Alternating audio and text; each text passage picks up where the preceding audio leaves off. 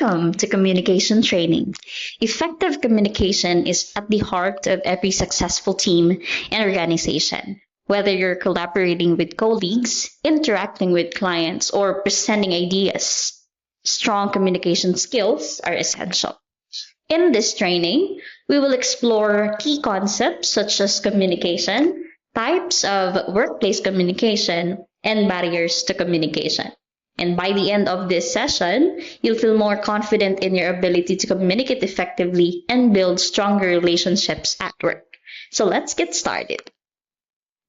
Communication works for those who worked at it by Don Powell. It means that effective communication requires effort and practice.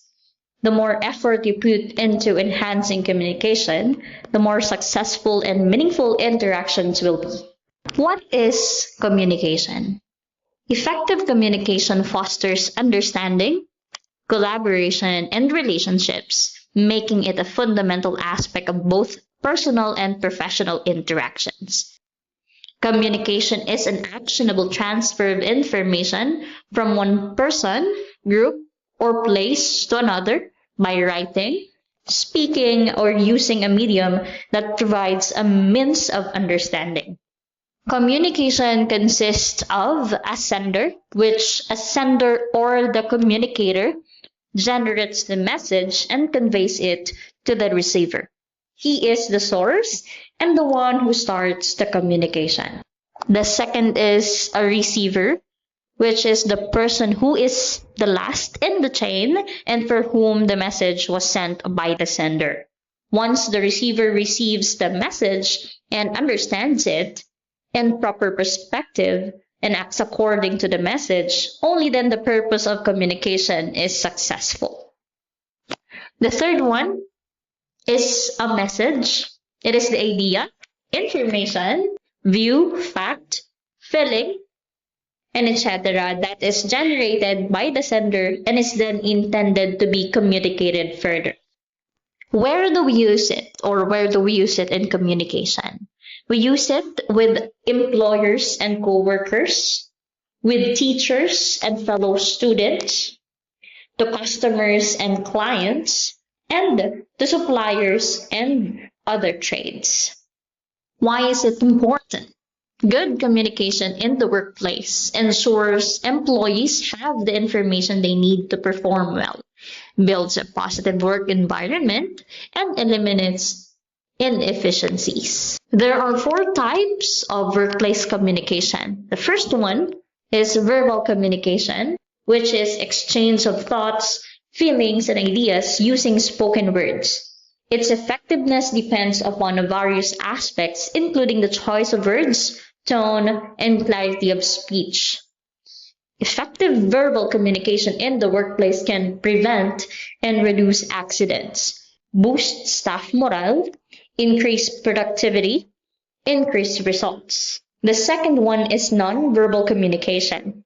Non-verbal communication is the act of conveying information without the use of words. For example, is gesture, facial expression, eye contact, posture, touch, and so forth. The third one is written communication. Written communication should be clear, concise, accurate, professional, and include all the necessary information.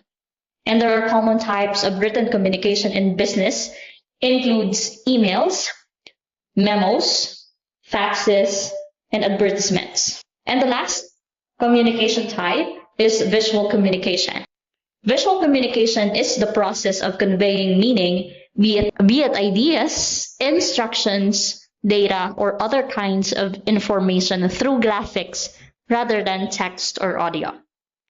Say, for example, is videos, photos, graphs, charts, infographics, other types of data visualization, typography, maps, slide decks, illustrations and graphic design, presentation, GIFs or graphic interchange format, screen capture, and recordings. So there are barriers to effective communication. Barriers to effective communication can result in confusion, which can lead to incorrect information, being conveyed, or miscommunication, which can lead to loss of business. Communication barriers can be defined as the aspects or conditions that interfere with effective exchange of ideas or thoughts. The first barrier will be the language barriers. Language barriers is inability to converse in a language that is known by both the sender and the receiver. The second one is psychological barriers, which are emotional or psychological factors also act as barriers to communication. The state of mind of both sender and receiver of communication reflects in the effective communication. Organizational barriers are those barriers that are caused due to structure, rules, and regulations present in the organization. Cultural barriers are those that arise due to lack of similarities among the different cultures across the world.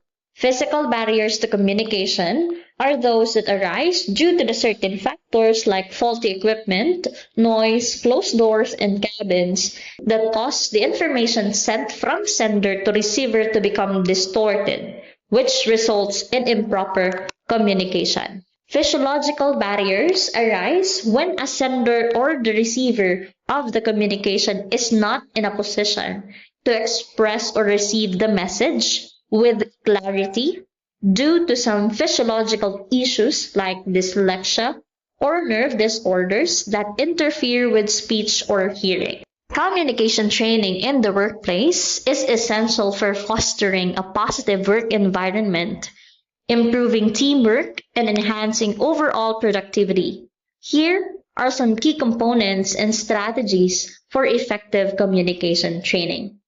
Number 1, understanding communication styles. Identify different styles. Teach employees about various communication styles, whether it's assertive, passive-aggressive, and passive-aggressive. Self-assessment. Use tools like personality assessment to help employees understand their own styles and how they impact interactions. The second is active listening skills. Techniques. Train employees on active listening techniques such as paraphrasing, summarizing, and asking clarifying questions. Practice sessions conduct role-playing exercise to help employees practice the skills in realistic scenarios. Third one, nonverbal communication, body language awareness. Highlight the importance of body language, eye contact, and facial expressions in conveying messages. Cultural sensitivity. Discuss how nonverbal cues can vary across cultures and what to be mindful of. 4. Giving and receiving feedback. Constructive feedback. You can teach employees how to give and receive feedback in a constructive manner. There are feedback loops, which implement regular feedback loops to encourage open communication. Number 5, conflict resolution. Identifying triggers. Help employees identify potential triggers for conflict and understand how to address them calmly. Resolution strategies.